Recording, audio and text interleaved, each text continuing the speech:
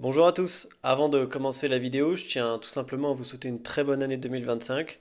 Je vous souhaite de réussir dans tout ce que vous allez entreprendre et évidemment je vous souhaite la santé pour vous et pour les vôtres. Prenez soin de vous. Pour rester en bonne santé, c'est bien de faire du sport. Le sport, c'est bien de le faire avec une application qui peut vous aider à faire du sport. C'est pour ça qu'aujourd'hui, on va parler de l'application Strava. Selon une enquête du journal Le Monde, il y a une faille de sécurité dans le dispositif français, encore une fois à cause de l'application Strava. Des militaires français, qui sont basés sur un site extrêmement sensible, ont pu être identifiés et observés par les enquêteurs, par les journalistes du Monde, à l'aide de l'application Strava. Donc d'abord, on va voir qu'est-ce que Strava. Strava, c'est bien simple, c'est une application mobile et une plateforme web qui est dédiée aux sportifs, notamment pour tout ce qui est de la course à pied et du cyclisme. Elle combine des fonctionnalités de suivi de performance, des outils d'analyse, et il y a surtout, le plus important, un aspect social en fait, qui permet de partager ses courses avec ses amis, avec ses contacts dans l'application, et de commenter les courses des autres. Et c'est notamment ça qui la distingue des autres applications de fitness et de courses dans le milieu. Moi-même, du temps de ma fringante jeunesse, je faisais beaucoup de courses à pied et j'ai pu l'utiliser et c'est vrai que c'est quand même très cool. C'est une application qui fonctionne évidemment sur smartphone, sur ordinateur pour prévoir ses courses, prévoir ses trajets, mais également sur d'autres supports comme par exemple les montres connectées et vous allez voir que ça va nous intéresser, on y reviendra plus tard. Sur Strava, vous avez le choix, vous pouvez avoir un profil public ou un profil privé. Si vous avez un profil public, ça veut dire que n'importe qui peut voir les courses que vous faites. A priori, pas de problème, mais quand vous êtes un personnel qui travaille sur un site sensible, ça veut dire qu'on peut savoir à quel moment vous allez courir, quel trajet vous faites et avec qui vous correspondez. Et c'est justement bien là le problème. C'est bien là le problème parce qu'il y a des militaires qui travaillent sur l'île Longue, dans la rade de Brest, qui ont pu être identifiés par les journalistes du Monde. L'île Longue, c'est une presqu'île qui est située donc dans la rade de Brest en Bretagne. Elle est surtout connue pour son rôle stratégique en tant que base de la force océanique stratégique, la FOST, de la Marine nationale. Alors pour vous faire le passif très rapide, pendant la Seconde Guerre mondiale, elle a été occupée par les Allemands qui ont construit des installations militaires.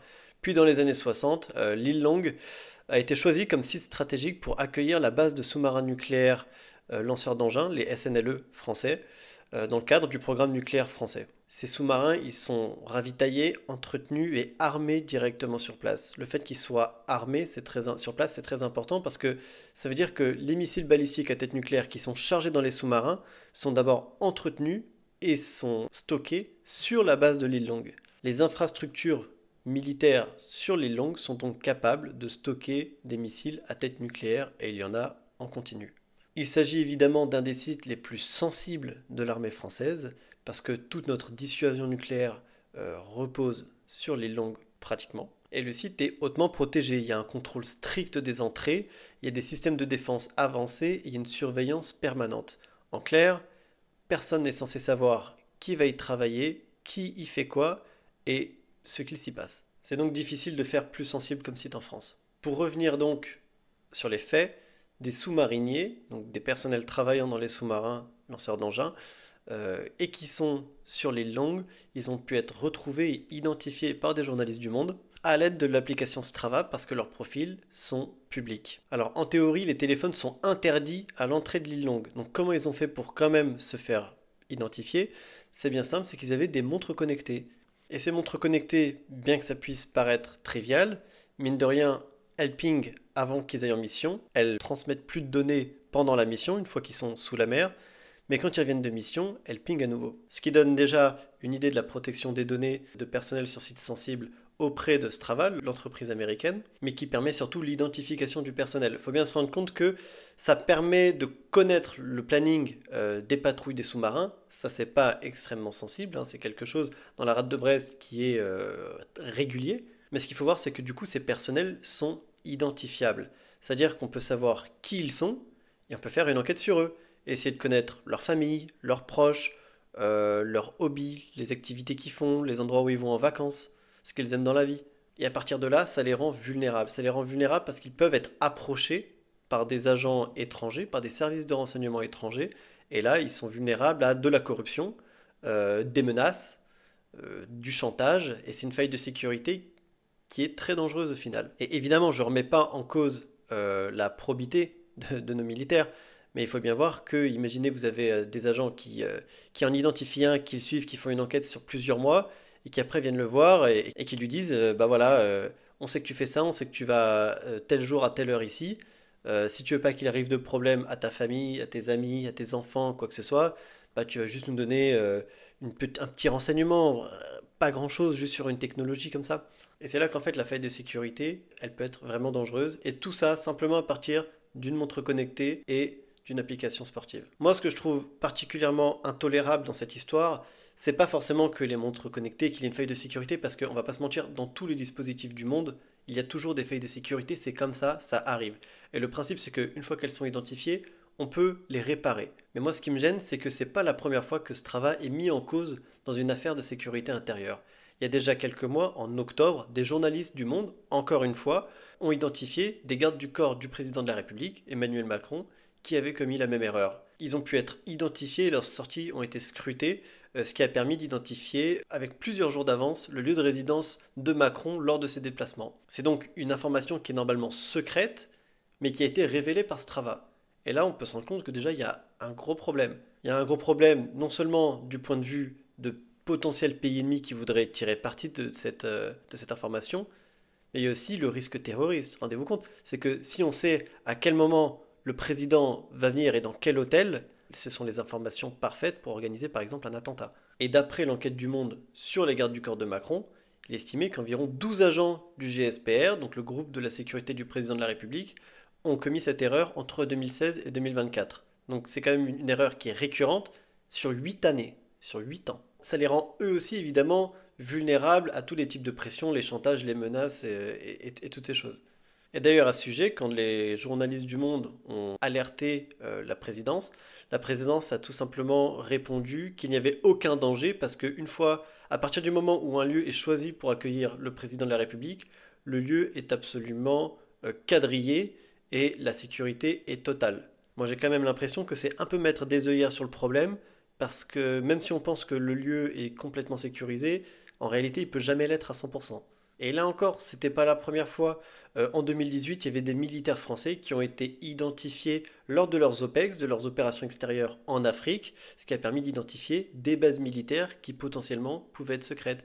Et ça n'arrive pas qu'aux forces françaises, c'est également arrivé à des militaires américains qui ont pu être identifiés en Afghanistan, en Irak, en Syrie et qui ont ainsi révélé des bases militaires qui étaient secrètes. Ce qui veut dire qu'en quelques mois, avec la même application, on a eu deux failles de sécurité. Elles sont pas forcément énormes, mais elles existent. Et surtout, c'est pas sur des sujets anodins.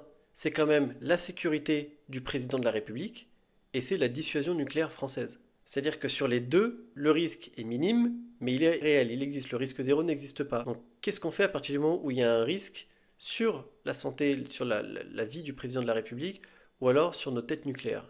Ça pose donc la question de que faire pour pallier à cette faille de sécurité qui revient encore et encore. Parce que si c'est arrivé plusieurs fois, sur plusieurs années, dans différents domaines, sur les militaires en OPEX, sur les gardes du corps du président, et maintenant sur la sécurité de l'île Longue, sur les sous-mariniers, ça va forcément à nouveau arriver. Il faut s'y attendre.